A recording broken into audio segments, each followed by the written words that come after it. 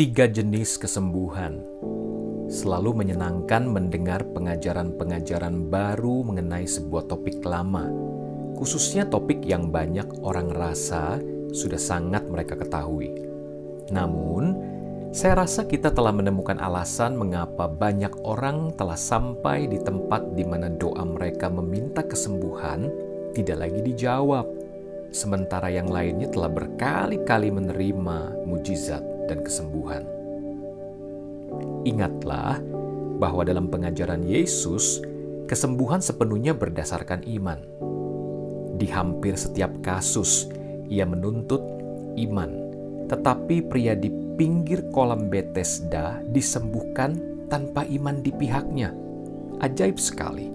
Yohanes 5 menceritakan kisah pria itu. Namun salah satu contoh yang paling menyolok dalam seluruh pelayanan Yesus adalah kasus seorang perwira, seperti yang dicatat dalam Matius 8 ayat 5-13. Seorang perwira datang kepada Yesus, memohon kepadanya untuk menyembuhkan hambanya yang berada di rumah karena lumpuh.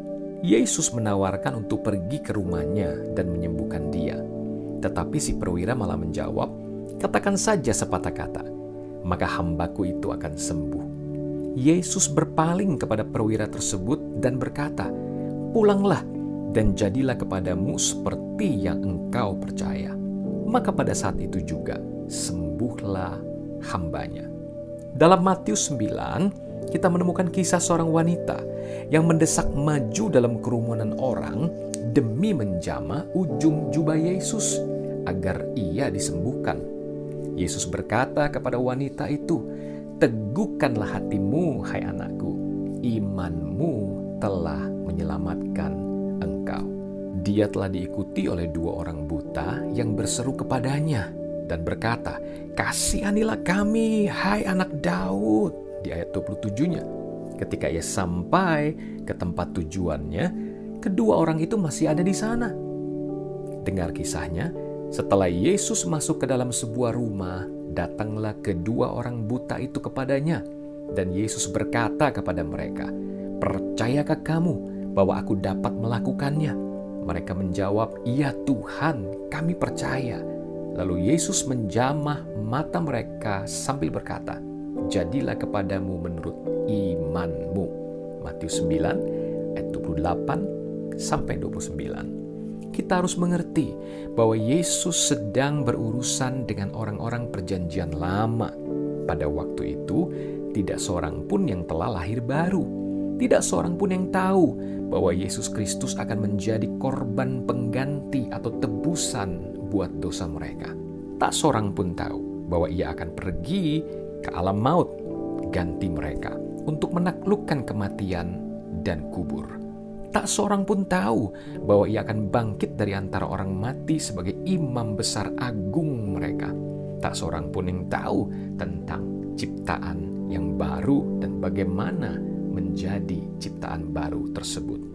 Jadi, Anda bisa mengerti bahwa iman mereka di dalam Yesus itu berdasarkan iman pengetahuan indera semata. Ini adalah jenis iman seperti yang dimiliki Thomas. Dalam Injil Yohanes, Thomas mengatakan, "Sebelum aku melihat bekas paku pada tangannya, dan sebelum aku mencucukkan jariku ke dalam bekas paku itu, dan mencucukkan tanganku ke dalam lambungnya, sekali-kali aku tidak akan percaya."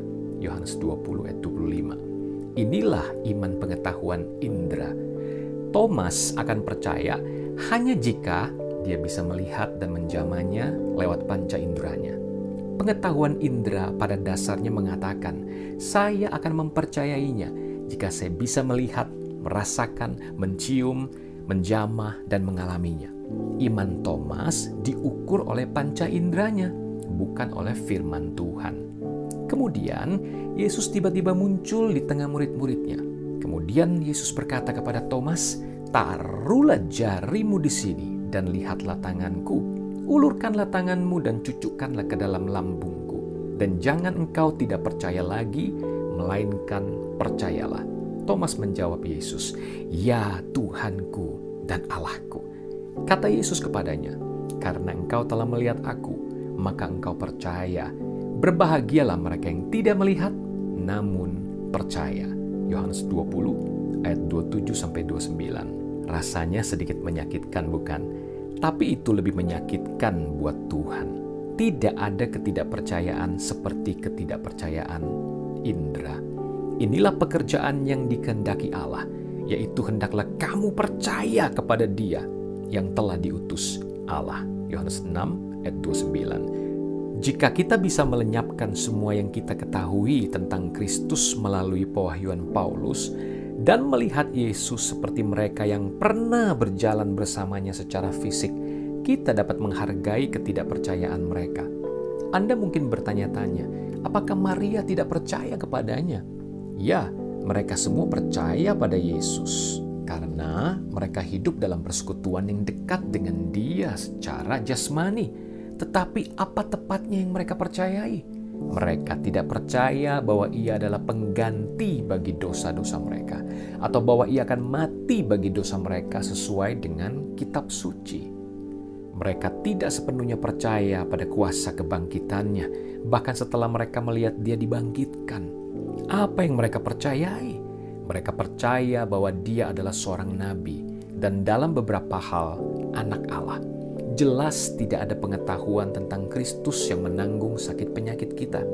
Kita tahu bahwa apa yang dikatakan Yesus kepada murid-muridnya, sebagaimana yang dicatat dalam Markus digenapi, dan bahwa Allah bekerja dengan mereka, meneguhkan firman itu dengan tanda-tanda yang menyertainya. Markus 16 ayat 20. Sarana iklan para murid adalah menyembuhkan orang sakit dan mengadakan tanda mujizat.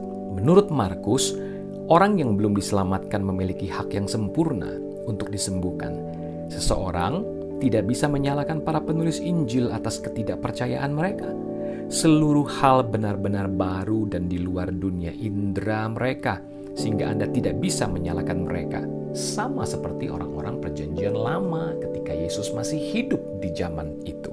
Sekarang, saya ingin menunjukkan kepada Anda 3 jenis atau kelas kesembuhan. Yang pertama, kesembuhan datang oleh iman orang yang sakit, seperti yang Anda lihat dalam pengajaran Yesus. Yang kedua, datang dari kepercayaan orang yang sakit terhadap iman penatua yang mendoakannya. Dan terakhir yang ketiga, ada orang percaya yang tahu bahwa sakit penyakitnya sudah ditanggung oleh Yesus. Ia tahu bahwa Yesus menyingkirkan sakit penyakit dan bahwa oleh bilur-bilurnya ia sudah disembuhkan. Mereka pun pergilah memberitakan Injil ke segala penjuru, dan Tuhan turut bekerja dan meneguhkan firman itu dengan tanda-tanda yang menyertainya. Markus 16 ayat 20. Setelah hari Pentakosta, para murid pergi memberitakan Injil di dalam nama Yesus di tengah-tengah penyembah berhala dan orang Yahudi. Namun mereka tidak memiliki gambaran tentang pengorbanan menggantikan mereka yang dilakukan oleh Yesus, yang di dalamnya mereka menyembuhkan orang sakit dan mengusir setan-setan.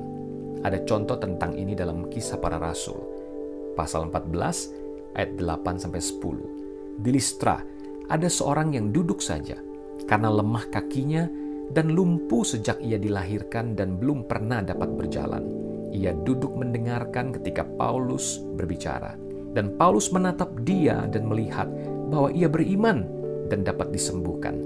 Lalu kata Paulus dengan suara nyaring, "Berdirilah tegak di atas kakimu." Dan orang itu melonjak berdiri, lalu berjalan kian kemari. Paulus tidak menumpangkan tangannya ke atas pria itu. Dia tidak berdoa untuknya. Kita tidak bisa memastikan apa yang dikatakan Paulus kepadanya, tetapi kita tahu bahwa dia bukan orang Kristen. Pria itu telah mendengarkan khotbah Paulus, dan ketika dia mendengarkan, hatinya percaya tanpa ragu. Paulus dengan ketajaman kasih melihatnya di mata pria itu, lalu berkata dengan suara nyaring, "Berdirilah tegak di atas kakimu." Wow, dan orang itu pun sembuh seketika itu juga. Saya ingin Anda memperhatikan kelompok orang berikutnya yang memiliki hak untuk kesembuhan. Mereka adalah orang-orang yang digambarkan dalam 1 Korintus 3 ayat 1. Dan aku, saudara-saudara, pada waktu itu tidak dapat berbicara dengan kamu seperti dengan manusia rohani, tetapi hanya dengan manusia duniawi yang belum dewasa dalam Kristus. Kata duniawi adalah cara lain untuk mengidentifikasi mereka yang masih diperintah oleh panca indera mereka. Orang-orang duniawi dikuasai oleh apa yang mereka lihat, dengar, rasakan, cium, dan kecap. Sekarang lihatlah 2 ayat selanjutnya. Susulah yang kuberikan kepadamu, bukan makanan keras, sebab kamu belum dapat menerimanya. Dan sekarang pun kamu belum dapat menerimanya, karena kamu masih manusia duniawi. Sebab jika di antara kamu ada iri hati dan perselisihan, bukankah hal itu menunjukkan bahwa kamu masih duniawi dan bahwa kamu hidup secara manusiawi?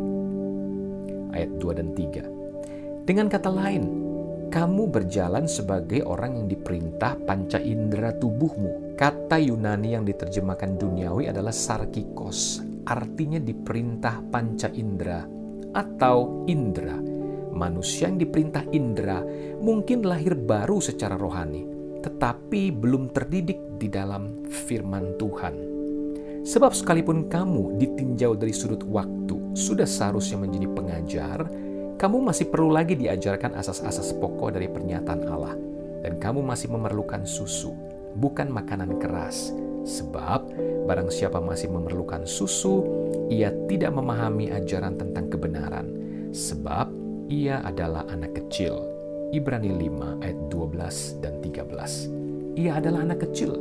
Atau terjemahan yang lebih baik, ia tidak mengalami dalam mempraktekkan dan hidup dalam dunia kebenaran. Apa artinya? Kebenaran adalah kemampuan untuk berdiri di hadirat Bapa tanpa rasa tertuduh atau tidak layak, atau di hadapan iblis, penyakit, dan keadaan yang merugikan tanpa rasa takut.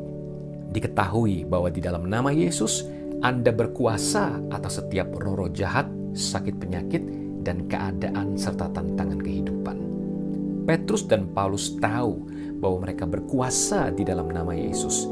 Mereka memerintahkan yang sakit untuk sembuh di dalam nama yang berkuasa itu. Tetapi, kata Ibrani 5 ayat 14, makanan keras adalah untuk orang-orang yang dewasa, yang karena mempunyai panca indera yang terlatih untuk membedakan yang baik daripada yang jahat. Sekarang, mari kita lihat Yakobus 5 ayat 14-16. Kalau ada seorang di antara kamu yang sakit, baiklah ia memanggil para penatua jemaat, supaya mereka mendoakan dia serta mengolesnya dengan minyak dalam nama Tuhan. Dan doa yang lahir dari iman akan menyelamatkan orang sakit itu, dan Tuhan akan membangunkan dia. Dan jika ia telah berbuat dosa, maka dosanya itu akan diampuni. Karena itu hendaklah kamu saling mengaku dosamu dan saling mendoakan supaya kamu sembuh. Doa orang yang benar bila dengan yakin didoakan sangat besar kuasanya. Perhatikan bahwa pertama-tama yang sakit mengakui, dan kemudian para penatua mendoakan dia. Yang sakit meskipun dia orang Kristen tidak pernah mengambil keuntungan dari siapa dia di dalam Kristus. Tetapi sesungguhnya penyakit kitalah yang ditanggungnya dan kesengsaraan kita yang dipikulnya. Padahal kita mengira dia kena tulah, dipukul dan ditindas Allah. Tetapi dia tertikam oleh karena pemberontakan kita. Dia diremukkan oleh karena kejahatan kita. Ganjaran yang mendatangkan keselamatan bagi kita ditimpakan kepadanya. Dan oleh bilur-bilurnya kita menjadi sembuh. Yesaya 53 ayat 4 dan 5. Tak perlu dikatakan lagi bahwa firman ini mengacu pada pengorbanan Kristus yang menggantikan kita. Di sini, Roh Kudus jelas menaruh kesembuhan fisik dulu sebelum masalah pemulihan dosa. Mengapa? Ia tahu bahwa karena kita hidup di dalam tubuh jasmani, kita adalah orang yang diperintah oleh panca indera. Oleh karena itu, ia menangani tubuh jasmani terlebih dahulu. Perhatikan bahwa orang Kristen telah disembuhkan ketika dosa mereka telah dipikul Yesus 2000 tahun yang lampau. Yesaya 53 ayat 10 menjelaskan ini. Tetapi Tuhan berkehendak meremukkan dia dengan kesakitan. Apabila ia menyerahkan dirinya sebagai korban penebus salah, ia akan melihat keturunannya, umurnya akan lanjut, dan kehendak Tuhan akan terlaksana olehnya. Anda lihat, Tuhan dengan sengaja menjadikan Yesus sebagai pengganti kita yang sempurna. Orang-orang sakit yang tidak mengerti korban pengganti dengan jelas bersandar pada iman para penatua, bukannya pada apa yang Kristus telah lakukan untuk mereka saat menggantikan mereka di kayu salib 2000 tahun yang lampau. Ada 3 fakta yang saya ingin Anda perhatikan. Pertama, orang Kristen yang sakit seringkali tidak mengenali hak-hak mereka atau keuntungan yang mereka punya saat Yesus telah menggantikan mereka di kayu salib. Ia tidak menyadari bahwa besar iman yang tepat bukanlah prasyarat untuk sembuh, dan bahwa kesembuhan adalah miliknya, sama seperti pelayanan Yesus di sebelah kanan Bapa untuk bersyafaat buat kita adalah miliknya. Satu-satunya yang harus ia lakukan adalah memandang ke atas dan berkata, "Bapa, saya berterima kasih kepadamu atas kesembuhan saya yang sempurna di dalam nama Yesus." Orang sakit ini mungkin tidak memiliki persekutuan dengan Yesus, membuat musuh mengambil keuntungan atas dia lewat sakit penyakit. Ia memanggil para penatua untuk datang, dan ia mengakui dosa-dosanya kepada mereka, atau mungkin kepada Allah tentunya. Ia diampuni saat ia mengaku. Para penatua mendoakan dia, dan iman para penatua itulah yang menolong, yang dipakai Tuhan untuk menolong dia atau menyembuhkan dia. Dalam penyakitnya, ia telah menyingkirkan pekerjaan pengganti yang dilakukan Kristus dengan memohon iman dari para penatua untuk menyembuhkannya. Dia melakukan ini dengan ketidaktahuan, dan kasih karunia mengabaikannya. Artinya, Tuhan toh tetap menolongnya. Tentu dengan harapan kelak orang ini akan bertumbuh dewasa dan menangkap firman Tuhan bagi dirinya sendiri. Bahkan bisa mendoakan orang lain yang sakit untuk mengalami kesembuhan. Berapa banyak orang sakit hari ini yang menunggu seseorang untuk menaikkan doa iman buat mereka? Yesaya 53 benar-benar diabaikan. Pekerjaan yang dilakukan Yesus dari waktu ia dibuat menjadi dosa di kayu salib sampai ia duduk di sebelah kanan Bapa di sorga berdoa syafaat buat kita diabaikan. Orang yang sakit bisa melihat para penatua. Ia bisa merasakan mereka mengurapi dia dengan minyak. Ia bisa mendengar doa-doa iman. Anda lihat, ia masih hidup di dunia panca indera. Ia memiliki jenis iman seperti yang dimiliki Thomas. Namun sekali lagi, tidak apa-apa selama dia mau terus bertumbuh kelak menjadi lebih dewasa. Tetap ini adalah sarana yang firman Tuhan sediakan untuk para penatua menolong jemaat sehingga mereka boleh disembuhkan dan kelak makin bertumbuh dewasa di masa depan. Orang benar yang menyadari kebenaran dan posisinya di dalam Kristus memiliki kedudukan yang sah bersama-sama dengan Bapa. Dia telah didudukkan bersama-sama dengan Yesus Kristus di tempat tinggi di sorga. Dia bisa mendekati Bapa kapan saja. Orang benar selalu memikul beban orang lain di dalam doa. Apakah Anda memperhatikan bahwa doa orang yang benar bila dengan yakin didoakan sangat besar kuasanya? Yakobus 5 ayat 16, doa orang benar selalu didengar. Ia tidak takut terhadap penyakit atau penderitaan. Ia berkuasa dalam setiap keadaan. Walaupun manifestasi dari kesembuhan dan mujizat selalu berbeda-beda dalam hal waktu. Siapakah orang benar itu? Anda dan saya. Semua ciptaan baru adalah orang yang dibenarkan Tuhan di dalam Kristus. 2 Korintus 5 ayat 21. Dia yang tidak mengenal dosa telah dibuatnya menjadi dosa karena kita, supaya di dalam Dia kita dibenarkan oleh Allah. Kelas ketiga kesembuhan adalah milik manusia ciptaan baru yang lebih dewasa, yang mengenal Bapaknya, yang tahu hak-hak istimewanya di dalam Kristus, yang mengerti posisinya dan identitasnya. Mereka tahu bahwa Yesus telah memikul kelemahannya dan telah menanggung penyakitnya. Matius 8 ayat 17. Ia mengambil kesembuhannya berdasarkan pengorbanan Kristus yang menggantikan dia. Ini adalah beberapa fakta yang saya ingin Anda perhatikan. Orang percaya memiliki semua hak yang telah Yesus bayar. Semua yang telah Yesus lakukan untuk dia dalam pengorbanan penggantiannya di Kalvari adalah milik dia. Ia bertindak berdasarkan firman seperti ia akan bertindak berdasarkan orang yang ia kasihi. Ini bukan masalah iman. Ia tidak memiliki kesadaran bahwa ia membutuhkan iman. Mengapa? Karena ia telah disembuhkan di kayu salib 2000 tahun yang lalu. Tuhan tidak perlu menyembuhkan dia lagi. Ia telah disembuhkan.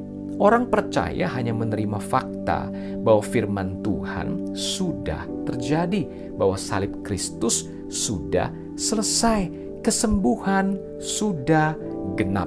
Ia tahu bahwa Tuhan berkata, "Aku siap sedia untuk melaksanakan firman-Ku." Yeremia 1 ayat 12. Dan tentu saja tidak ada satupun firman Tuhan yang kembali dengan sia-sia.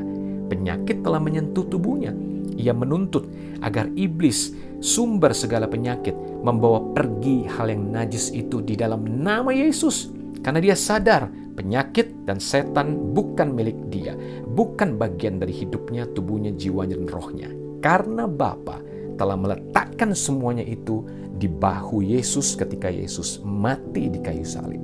Kemudian dia memandang ke atas dan berkata, "Bapa, saya bersyukur dan berterima kasih kepadamu atas kesembuhan saya, atas pengampunan dosa saya, atas kesembuhan dan pemulihan dan kelepasan kemerdekaan saya yang sempurna. Saya berterima kasih kepadamu karena firman-Mu telah terbukti benar lagi dan lagi, dan bahwa oleh bilur-bilur Yesus saya sudah sembuh." Tuhan Yesus memberkati.